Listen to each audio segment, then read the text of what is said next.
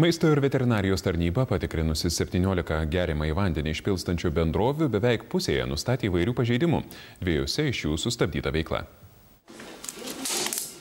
Daugelyje įstaigų ir viešųjų vietų troškulį numalšinti galima geriamuoju vandeniu iš didelių plastikinių indų. Tačiau į tokią daugkartinio naudojimo tarą pilstomas vanduo gali sukelti ir negalavimų. Inspektoriai patikrinę 17 įmonių, 7 nubaudė dėl įvairių pažeidimų. Nustatyta, kad bendrovės Baltijos mineraliniai vandenys į maždaug 20 litrų tarą supilstytas mineralinis vanduo Tichė bei gazuotas geriamasis vanduo, kurį fasuoja Aldigus bendrovė, buvo užteršti kenksmingais mikrobais. Plastikiniai indeliai kažkur mėtus.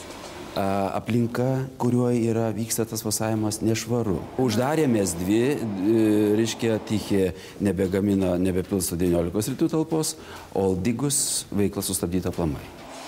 Pasak Žemės ūkio ministro paprašiusio, kad Maisto ir veterinarijos tarnyba pateiktų ataskaitą apie visų vandenį pilstančių bendrovių produkcijos kokybę, iki šiol tokio vandens tyrimai buvo atliekami aplaidžiai.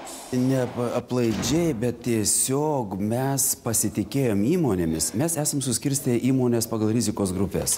Toks vertinimas, toks požiūris viso Europoje yra taikomas visose šalyse, tačiau matomai Lietuvos gamintojai dar nejaučia tokios asmeninės atsakomybės.